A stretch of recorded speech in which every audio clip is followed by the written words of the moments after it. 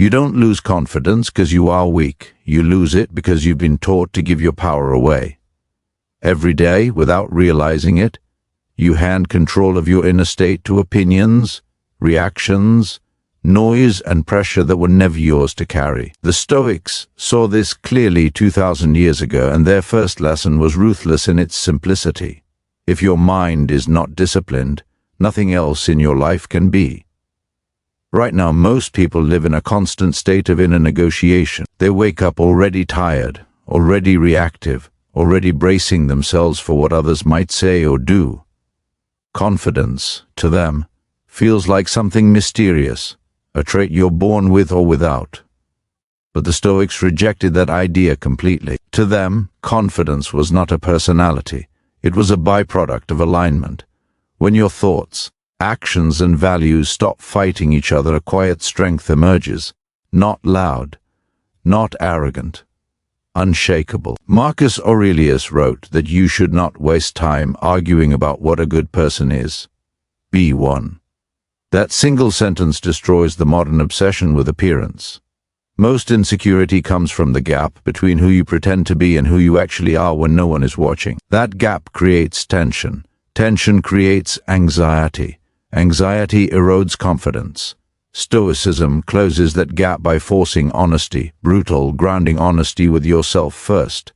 The first habit that begins to rewire confidence is this: mastering your internal dialogue, not silencing it, not fighting it, but training it. Every reaction you have starts as a thought. Before anger shows on your face, before fear tightens your chest, before doubt slows your steps, a sentence passes through your mind. Most people never challenge that sentence. They accept it as truth simply because it appeared. The Stoics would call that slavery. Epictetus taught that it's not events that disturb us, but our judgments about them. Read that again slowly. It means confidence is not destroyed by failure, criticism, or rejection. It is destroyed by the story you tell yourself about those things. Two people can experience the same insult. One carries it for years, the other drops it instantly. The difference is not toughness, it's judgment. This is where discipline enters, not as punishment, but as freedom. Each time a thought arises, they don't respect me, I'm not enough, I always mess things up. You are given a choice. Most people don't realize that choice exists. The Stoic does. He pauses. He asks, is this within my control? Is this useful? Is this true? If it fails those tests, he lets it pass without attachment. That single pause, practiced daily, begins to rewire confidence at its root. Understand this clearly. Confidence is not loudness. It's not dominance. It's not winning every argument. True confidence is the ability to remain internally steady while the world pushes and pulls at you. Anyone can feel confident when praised. Only the disciplined can feel confident when ignored, misunderstood, or challenged. The modern world trains the opposite habit. It rewards reaction. Outrage gets attention. Emotional exposure gets validation. The Stoic path is quieter and far more demanding. It asks you to become your own witness instead of your own prosecutor. To observe your mind the way a general observes a battlefield. Calmly, strategically, without panic. Seneca warned that we suffer more in imagination than in reality, that suffering drains confidence faster than any real hardship. You rehearse conversations that haven't happened. You replay mistakes that are already over. You anticipate rejection before it arrives. None of that prepares you. It weakens you. The Stoic habit is to return to the present moment again and again, because only here can you act with clarity. This does not mean suppressing emotion. It means refusing to be ruled by it. There is a difference. Stoicism is not numbness. It is precision. You feel what you feel, but you do not allow it to dictate who you become. Confidence grows when you trust yourself to remain composed, even when emotions surge. There is a reason Stoic confidence feels different from modern bravado. It doesn't seek permission. It doesn't need applause. It doesn't collapse when challenged. It is built in private, through repetition, restraint, and self-respect. Every time you choose not to react impulsively, you strengthen it. Every time you speak less than you want to, but exactly as much as necessary, you strengthen it. Every time you walk away from what compromises your values, you strengthen it. This is why the Stoics placed such importance on daily practice, not motivation, not inspiration. Practice. Confidence is a muscle of the mind. If you only use it when circumstances are favorable, it will fail you when pressure arrives. But if you train it in small moments, choosing patience in traffic, choosing silence instead of defensiveness, choosing effort instead of excuse, it becomes reliable. Most people wait until they feel confident to act. The Stoic acts correctly and lets confidence follow. This reversal is everything. Action aligned with principle produces self-trust. Self-trust produces confidence. No affirmation can replace that. No external validation can create it. As we move forward, understand that this is not about becoming unbreakable by force. It's about becoming unbreakable by clarity. When you know what matters, what doesn't, and what is within your control, the noise loses its power. And when the noise loses its power, confidence stops being something you chase. It becomes something you carry. This is only the beginning. The foundation is being laid here, quietly, firmly. In the next step, we will go deeper into the habits that harden this foundation, not through intensity but through consistency. Because the Stoic path does not transform you overnight. It transforms you permanently. If the first habit is learning to discipline the voice inside your head, the second is learning to stop negotiating with weakness. This is where confidence either becomes real or collapses under pressure. Most people don't lack ability. They lack the ability to command themselves. And the Stoics were ruthless about this point. If you cannot govern your own impulses, someone else eventually will. Look closely at how confidence actually erodes. It doesn't disappear all at once. It leaks away through small compromises. You tell yourself you'll act tomorrow instead of today. You lower your standards because holding them feels uncomfortable. You explain away behaviors you know don't align with who you want to become. Each time you do this, you teach your mind a dangerous lesson, that your word to yourself is negotiable.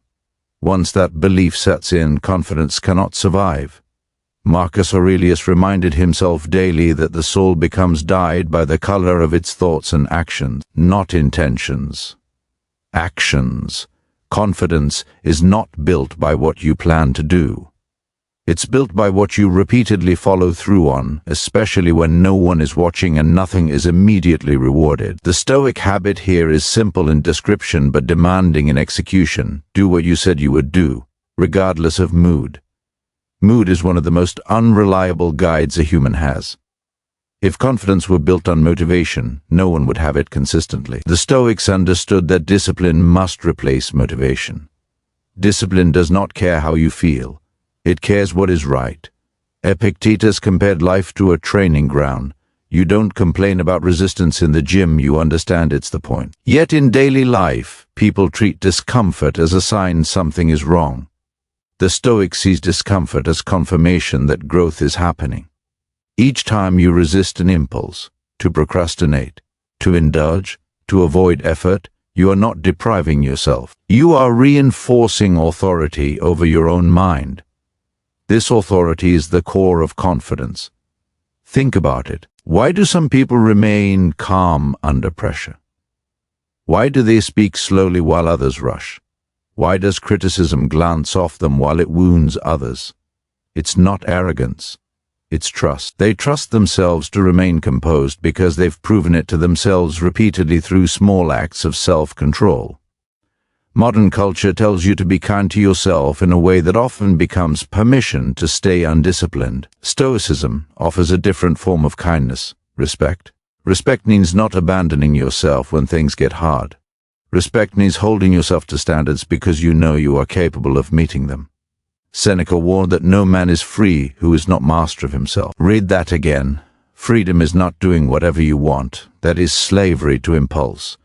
Freedom is the ability to choose what is right, even when it is uncomfortable. Confidence grows naturally in people who experience that kind of freedom daily. There is an important distinction the Stoics made that most people miss. Self-control is not about suppression. It is about direction. You are not killing desire, you are training it. Just as a river becomes powerful when channeled, your energy becomes confidence when guided by principle instead of impulse. Notice how often people outsource control of their mood to external factors. A bad comment ruins their day. A delay triggers frustration. A small failure spirals into self-doubt. The Stoic response is not indifference. It is ownership. You take responsibility for your reactions because you understand they are the only thing truly within your control. This habit requires daily reflection. At the end of the day, the Stoics would review their actions, not to punish themselves, but to refine themselves. Where did I act according to my values? Where did I give in to impulse? Where did I choose comfort over growth? This reflection sharpens self-awareness, and self-awareness is the compass of confidence. Each correction made calmly and without drama strengthens your inner structure. You stop fearing challenges because you trust your response to them. You stop needing approval because your standards come from within. You stop rushing because you are no longer trying to prove anything. Understand this deeply. People who appear confident without discipline are fragile. They depend on circumstances remaining favorable. Stoic confidence is pressure-tested. It is forged by choosing restraint when indulgence is easier, effort when avoidance is tempting, and silence when ego wants to speak. As this habit takes root, something subtle but powerful happens. You begin to carry yourself differently. Your posture changes, your speech slows, your reactions soften. Not because you are trying to project confidence, but because you are no longer at war with yourself. And once you stop fighting yourself, the world loses much of its ability to shake you. This is not the end of the process, it is the strengthening of the foundation. Next, we will confront one of the greatest enemies of confidence, the need to be seen, heard, and validated by others. Because until that dependency is broken, confidence remains conditional. The third habit is where most people quietly lose themselves without realizing it. It is the habit of living for the approval of others. This desire is subtle, socially rewarded, and deeply corrosive to confidence. The Stoics saw it as a form of mental exile, a life lived outside of oneself. From a young age, you are trained to watch faces, measure reactions, and adjust behavior accordingly. Praise becomes a signal you are right. Disapproval becomes a warning you are wrong. Over time, this conditioning teaches you something dangerous, that your worth is negotiable, dependent on the shifting opinions of people who may not even understand you. Confidence cannot survive in that environment. Marcus Aurelius warned himself not to live as if he had 10,000 years ahead of him. That reminder was about death alone. It was about urgency. The urgency to live according to reason rather than reputation. Reputation, he knew, is outside your control. To anchor your identity to it is to build on sand. The Stoic habit here is detachment from external validation. Not contempt for others, not isolation, but independence. You listen without surrendering authority over your self-image. You accept feedback without becoming enslaved by it. You remain open, but not porous. Epictetus drew a sharp line between what belongs to you and what does not. Your body, your thoughts, your actions, these are yours. Other people's opinions are not. The moment you allow them to define you, you abandon your post as guardian of your own mind. This habit rewires confidence by relocating its source. Instead of asking, "Do they approve of me?" you begin asking, "Did I act according to my values?" This shift is uncomfortable at first because approval is addictive. It feels good. It's immediate. But like all addictions, it weakens you over time. Look at how often people betray themselves to avoid discomfort. They laugh at jokes they find offensive. They agree with ideas they don't respect. They remain silent when their voice matters. Each small betrayal teaches the mind that safety lies in conformity. Confidence dies there. Stoicism demands courage of a quieter kind, not the courage to dominate, but the courage to stand internally firm even when misunderstood. Seneca wrote that a man who is a slave to his reputation is never free. Freedom, again, is the thread that runs through all Stoic confidence. This does not mean becoming argumentative or contrarian. It means becoming rooted. You no longer feel compelled to explain yourself to everyone. You choose when to speak, and when silence serves you better. You stop performing and start existing. One of the greatest illusions is that confidence comes from being liked. In truth, confidence comes from being aligned. Liked people are often anxious because they are always managing perception. Aligned people are calm because they are managing themselves. Notice how freeing it is when you stop monitoring every interaction for approval.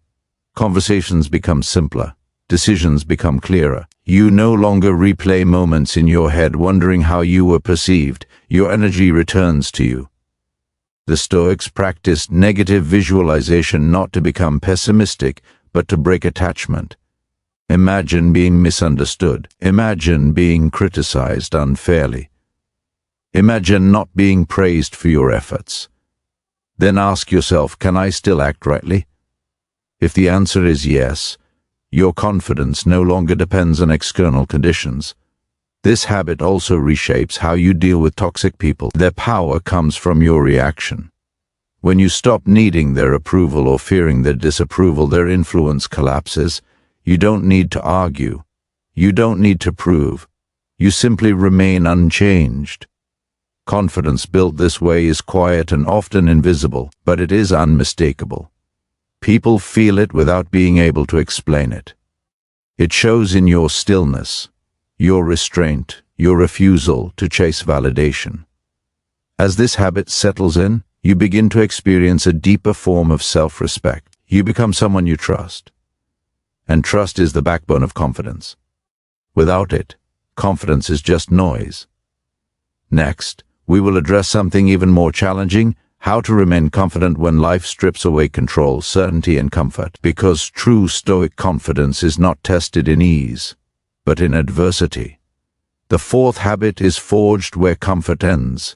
It is the habit of embracing adversity as a teacher rather than resenting it as an enemy. This is where Stoic confidence separates itself completely from surface-level positivity, because when things go well, anyone can appear strong.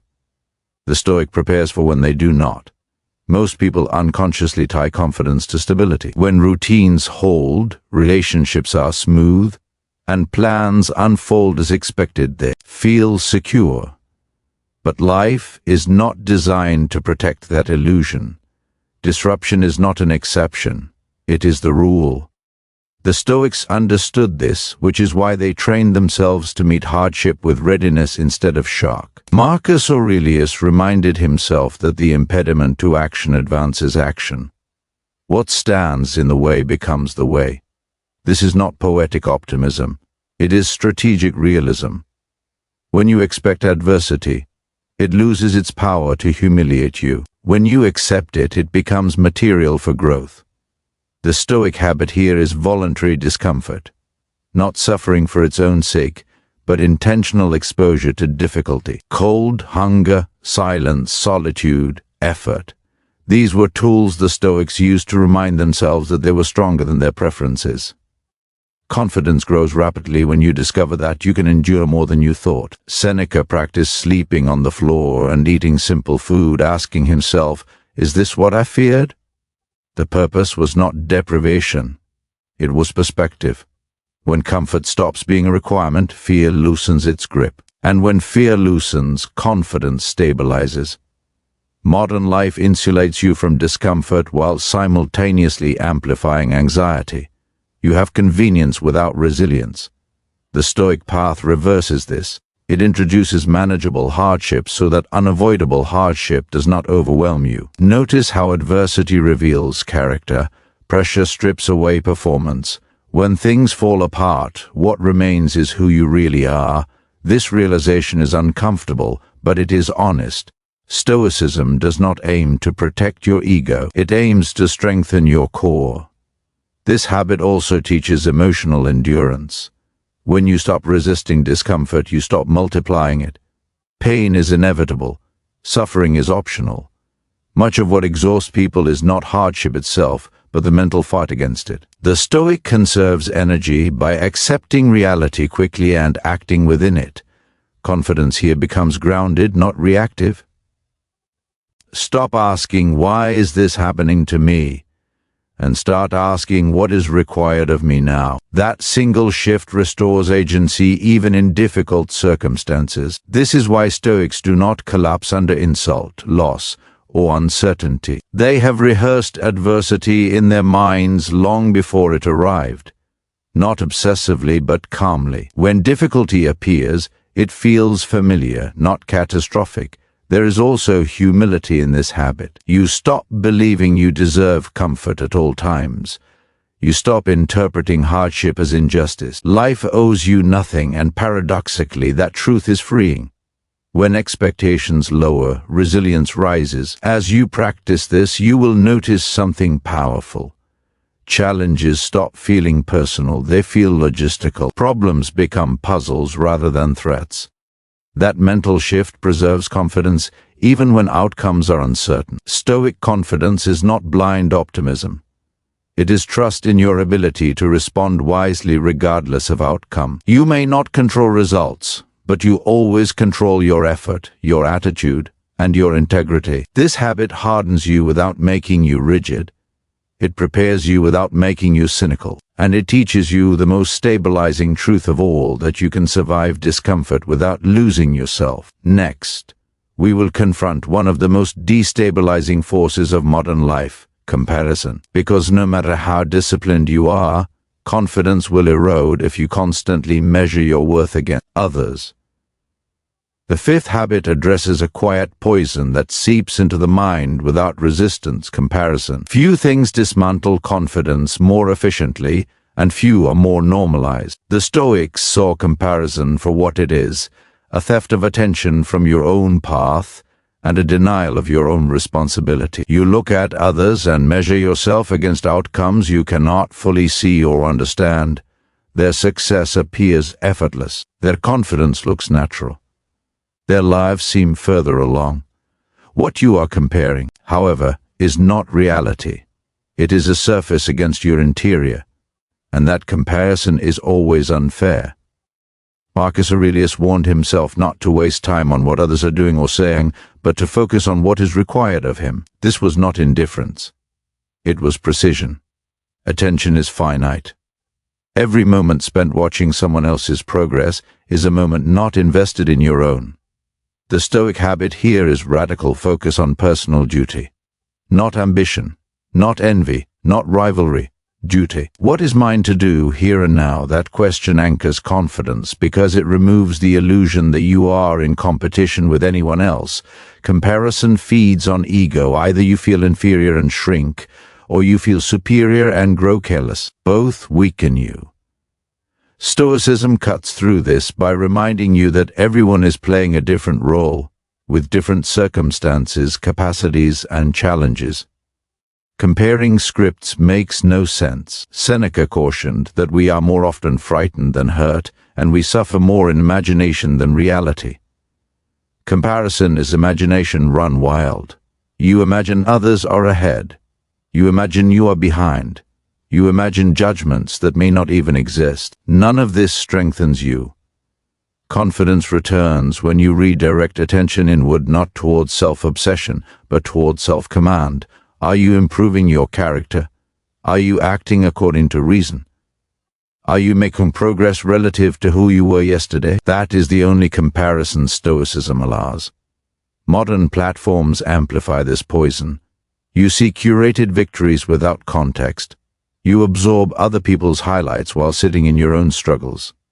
The Stoic response is not withdrawal but detachment. You observe without absorbing. You remain aware without becoming entangled. This habit also dissolves resentment. When you stop comparing, you stop begrudging others their success. You understand that their rise does not diminish you. Their failure does not elevate you. Each person answers to their own character. There is also relief here. You no longer rush. You no longer feel late to your own life. You move at the pace of your principles, not the pace of the crowd. Confidence stabilizes when urgency fades. The Stoics believed excellence is personal. It is measured by effort, not applause. When you internalize that, envy loses its grip.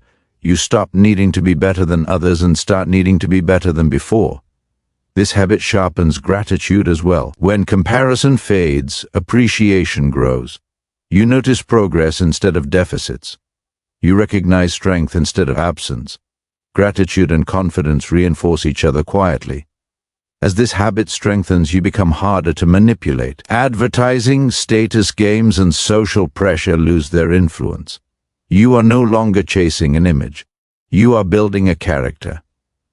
Next, we will confront one of the most difficult disciplines of all, mastering speech. Because words reveal the state of the mind and careless speech can undo years of internal work, Stoic confidence speaks only when necessary, and when it does, it carries weight. The sixth habit is the discipline of speech. Few things expose the state of the mind faster than words. How quickly you speak, how much you explain, how often you defend yourself. All of it reveals whether confidence is rooted or reactive. The Stoics treated speech as a tool, not a reflex. Most people speak to relieve tension, not to convey truth. They fill silence because silence feels uncomfortable. They over-explain because they fear being misunderstood. They argue because they feel attacked. In doing so, they give away control. Confidence weakens every time speech becomes emotional instead of intentional. Epictetus advised speaking only after careful thought, and even then, sparingly. Silence, to the Stoic, was not weakness. It was strength held in reserve. When you do not rush to respond, you demonstrate self-command. When you do not need to have the last word, you demonstrate security. The Stoic habit here is restraint in speech. Not muteness, but precision. You speak when words improve the situation. You remain silent when they do not. This discipline immediately changes how others perceive you, but more importantly, it changes how you perceive yourself. Notice how often people talk themselves into regret. A sharp reply escalates conflict. An unnecessary explanation invites scrutiny. A defensive tone signals insecurity. The Stoic understands that not every thought deserves a voice. Marcus Aurelius reminded himself that he had the power to be silent whenever he chose. That reminder is still radical today. Silence creates space. Space creates clarity. Clarity preserves confidence. This habit is especially powerful in dealing with provocation. Toxic people feed on reaction. When you deny them that reaction, their influence collapses. You do not need clever comebacks. Calm presence is enough. Speech discipline also deepens listening. When you speak less, you hear more. When you hear more, you understand better. Understanding reduces fear, and fear is one of the greatest enemies of confidence. There is also humility in this habit. You stop assuming you must be heard at all times. You accept that being right does not require being loud. This humility does not shrink you. It stabilizes you.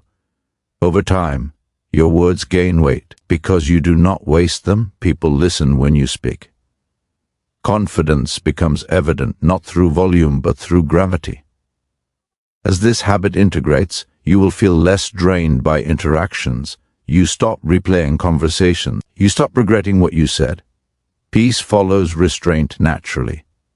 Next, we will confront the final internal shift, the habit that binds all others together, aligning your identity with virtue rather than outcome. Because when confidence depends on results, it is fragile. When it depends on character, it becomes unbreakable. The seventh habit is the point where everything comes together. It is the habit of anchoring your identity to character, not outcome. Until this shift is made, confidence remains conditional. It rises when things go well and collapses when they do not. The Stoics refused to live that way. They chose something far more stable. Most people unknowingly build their identity on results. Success makes them feel worthy. Failure makes them feel diminished. Praise lifts them. criticism crushes them. This creates a constant emotional roller coaster because outcomes are never fully within your control. The Stoics saw this as a trap. Marcus Aurelius wrote that if you do what is right, nothing else matters. Not applause, not reward, not recognition. This idea is uncomfortable because it removes excuses. If your identity is rooted in virtue, you can no longer blame circumstances for how you show up. But in exchange, you gain something rare, inner permanence. The Stoic habit here is measuring yourself by intention and effort, not by how things turn out. Did you act with courage? Did you speak with honesty? Did you exercise restraint? Did you remain just even when it was inconvenient? These are questions fully within your control. And when your confidence is built on things you control, it stops being fragile. Think about how freeing this is. You can fail without being broken. You can lose without losing yourself. You can be misunderstood without becoming defensive. Confidence stops being something you protect and becomes something you embody. Epictetus made this brutally clear when he said that no one can harm you unless you allow them to corrupt your character. That is the Stoic definition of invincibility, not immunity from pain, but immunity from degradation. This habit also changes how you interpret setbacks. Failure is no longer a verdict on your worth. It becomes information, feedback, a moment to refine judgment. This keeps confidence intact even when progress is slow. There is a quiet pride that emerges here, not arrogance, but dignity. You know who you are because you have chosen who you are. No one can take that from you. They can take opportunities. They can take comfort. They can take status. They cannot take character unless you hand it over. This is why Stoic confidence feels calm rather than aggressive. There is nothing to defend, nothing to prove, nothing to perform. You move through the world grounded in principle, not chasing reassurance. As this habit solidifies, fear of judgment fades. You stop asking, "How do I look?" and start asking, "Did I act rightly?" That question simplifies life more than almost anything else. This is also where peace enters. When identity aligns with virtue, regret diminishes. You may wish you had acted differently, but you do not hate yourself for it. You correct and continue.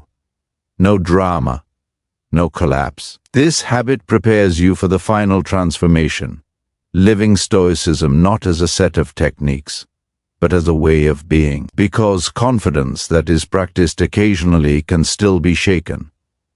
Confidence that is lived daily becomes unbreakable. In the final step, we will bring everything together, not as theory, but as a way to move through the world with steady presence, regardless of what you face.